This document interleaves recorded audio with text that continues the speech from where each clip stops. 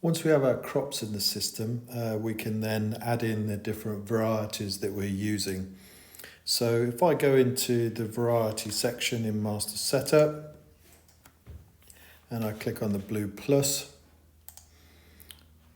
I just choose my crop. So in this particular case, I'm going to be choosing spinach, and the variety I'm going to be using is Goanna.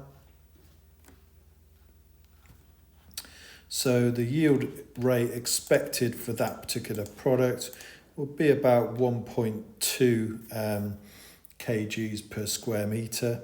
And so I'll just choose a colour for Goanna and say done. And the ingredient that we're going to be using in this particular case is spinach. Just choose spinach. And if you're propagating plants, you can actually then add the sowing days to the grow time, which we'll come back to later on. So the target population in this particular case, we will be looking at around about 1 million seeds per hectare. So I've got slightly too many, so that's 1 million, and just say done. And our area is hectares, and I can apply a field factor to it.